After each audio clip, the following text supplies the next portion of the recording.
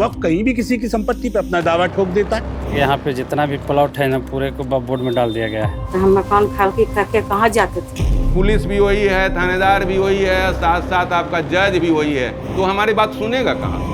Religious organization has its own court to do its own verdict.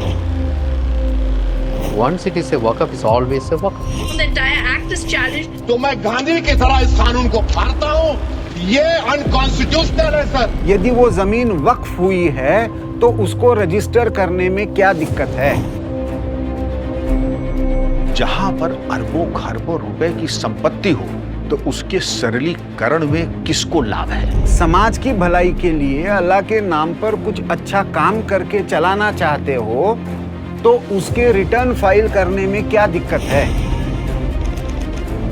तो मेरे को job छोड़ के यहाँ आना पड़ा वक्फ की वजह से ही। जो गरीबों का हक था उस सारे हकों को खुद वक्फ बोर्ड ने लुटवाया है। ये एक वक्फ बोर्ड का कड़वा और काला सच है जिसको हम भुला नहीं सकते।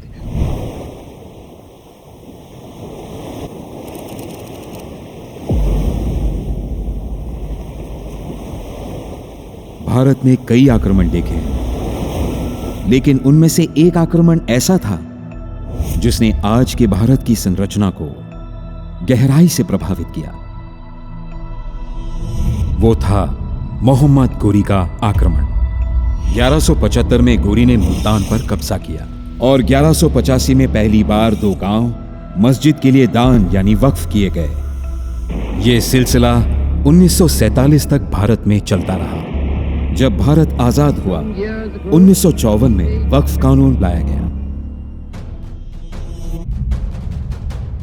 फिर 1995 में इस कानून को और सख्त किया गया और वक्फ बोर्ड को ज्यादा ताकत दी गई और यहीं से तस्वीर बदलने लगी।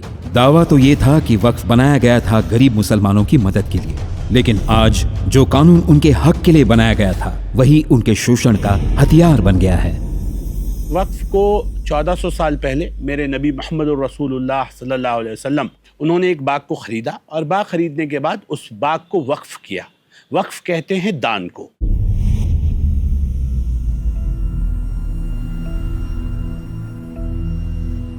सत्तर 75 साल की जो वक्फ का रिकॉर्ड है, आप कांग्रेस की, समाजवादी की, बसपा की सरकारों में आप उठा करके देख लें, वक्फ एक लंगर की तरह बांटा गया है।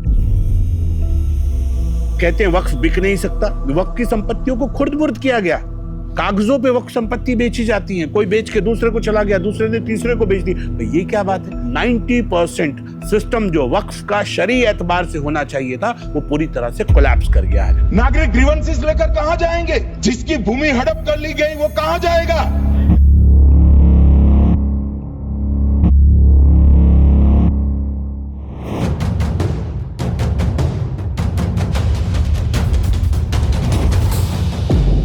मुनम्बम। यहाँ के ज्यादातर लोगों की जिंदगी समुद्र पर निर्भर है, लेकिन यहाँ कुछ महीने ऐसे होते हैं जब समुद्र से कमाई रुक जाती है। ऐसे समय में यहाँ के लोग अपनी बचत पर या दूसरों के यहाँ मजदूरी करके अपना घर चलाते हैं, लेकिन जब खर्चा बहुत